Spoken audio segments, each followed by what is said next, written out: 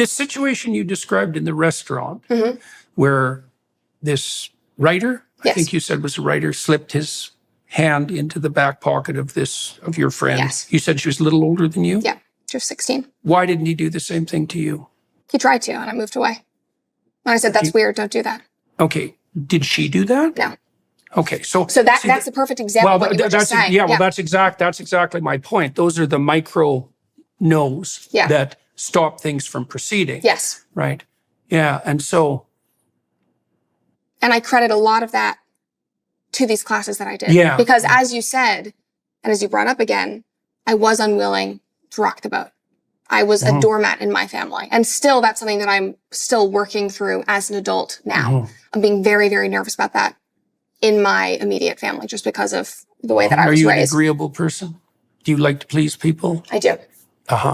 Right. Well, you can also see the complexity, because if you're an entertainer and you're on the stage, you're obligated as part of your role to be magnetically attractive, charismatic, and all of that, and to capitalize on that. And so drawing the line, Marilyn Monroe, she said she could walk down the street as Norma Jean, or as Marilyn, right? And if she walked down the street as Norma Jean, no one paid any attention to her. But if she walked down the street as Marilyn Monroe, then she was magnetically attractive, right? And so those are obviously, well, she was a master of that seductress role. She's still iconic because of that. And it's like 70 years later. That's really quite something. And it certainly destroyed her, right? Because that was too much.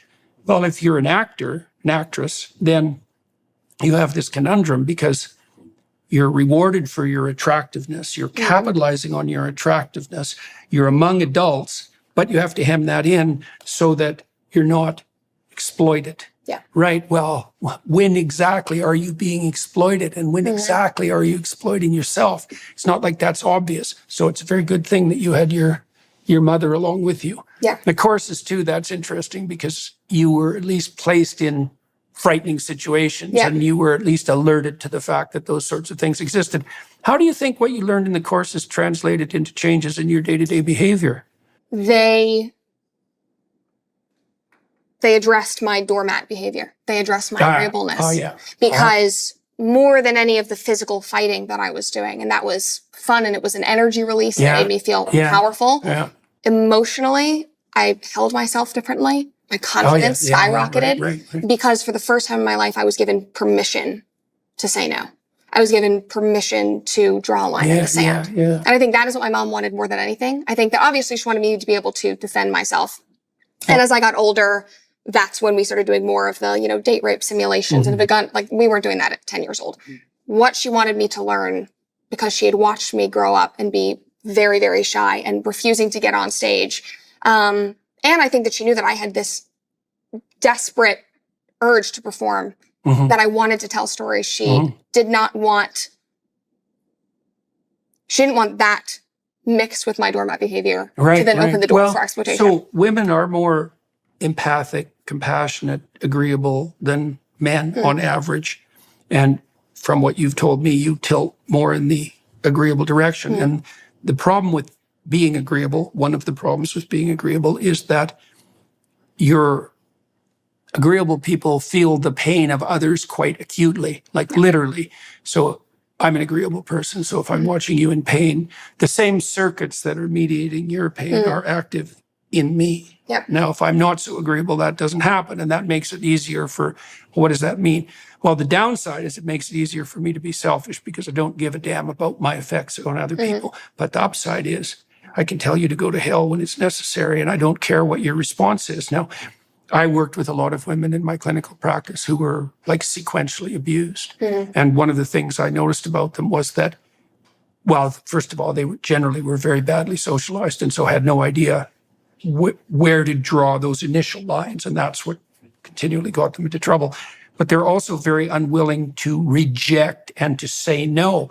And the reason for that's obvious. Like, if you reject someone, if you say no to someone, if you stop their advances, you're definitely going to do something like offend them or hurt their feelings. And so, and if you're an agreeable person, that's a very difficult thing to do. It's the worst thing you can do. Yeah, exactly. A disagreeable person will just crushing. say, a disagreeable person will just say, well, no, and I don't care what you think about it or feel about it. Like, screw off. Yeah. Right. And you need that. You need that. Especially if you're attractive, especially if you're charismatic, or especially if people are coming at you for a variety of reasons. There are kind of two main reasons why people go to therapy. One is to deal with negative emotion, let's say depression and anxiety. The other main category is to learn how to stand up for themselves. That's why I learn went to therapy. say no. And how are you at that now? I'm much better. How are you at contractual negotiations? Much better. Yeah. Much How'd you better. do negotiating with Daily Wire? I think I did pretty well. Did you do great? I think I did pretty well. I've gotten better since then. Yeah, it's good to surround yourself with sharks as long as they're not like gnawing on you. Yeah. But it's been Have you had good agents? I've had great agents. That's good. Yeah. That's good. So I've you'd have had people other than your mother that have been on your side? Yeah. Long-term relationships with them? Yeah. Oh, yeah, that's a good deal. And I think one thing, and I think we're going to talk about this later, but another thing is my now husband, I think has probably been the most influential in that.